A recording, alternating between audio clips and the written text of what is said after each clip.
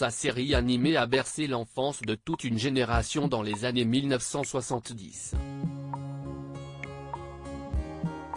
Créateur de Chapi Chapo, Italo Bettiol est décédé à l'âge de 96 ans, ce mercredi 28 décembre 2022.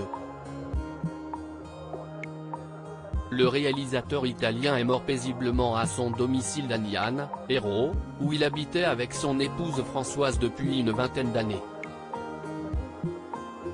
Une triste nouvelle qu'a annoncé Éric Valin, collaborateur historique et ami de la famille, dans un communiqué de presse relayé par la société Magic. Une disparition qui risque de bouleverser les plus nostalgiques. Et pour cause. Avec son petit garçon bleu et sa petite fille rose, coiffée de chapeaux géants, Italo Bettiol a révolutionné le milieu de l'animation. À travers 60 épisodes de 5 minutes, diffusés aux 4 coins du monde dès 1974, il a fait voyager les téléspectateurs dans un univers enchanté peuplé de cubes magiques. Outre Chapi Chapo, Italo Bettiol a également imaginé les aventures de Pépin la Bulle, diffusées pour la première fois à la fin des années 1960. Supérieur à ces tragiques décès de personnalités qui ont marqué l'année 2022, Italo Bettiol, un éternel grand enfant, s'il s'est imposé comme l'un des spécialistes de la technique du stop-motion, qui consiste à animer des marionnettes de mousse et de feutre image par image devant la caméra. Le réalisateur se destinait à l'origine à une carrière d'artiste peintre. Diplômé des Beaux-Arts de Milan, il a décidé de quitter son pays natal pour tenter sa chance en France en 1947.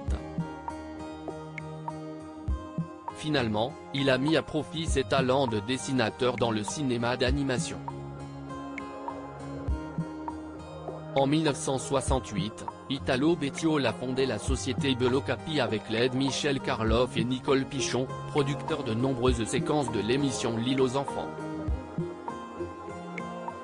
Même à la retraite, Italo Bettiol n'a pu s'empêcher de bricoler des machines extraordinaires dans son atelier, situé près de Montpellier. Une créativité et une imagination sans limite qui ont été mis à l'honneur lors d'une exposition présentée dans sa petite commune d'Aniane l'été dernier. Il ne voulait surtout pas que cette exposition soit un hommage. Italo est toujours resté un grand enfant, d'une générosité et d'un courage extraordinaire, toujours connecté à son époque, a précisé Nicolas Pontic, artiste proche du couple Bettiol. En quittant ce monde, Italo Bettiol laisse derrière lui un bel héritage poétique. Crédit photo, capture d'écran YouTube.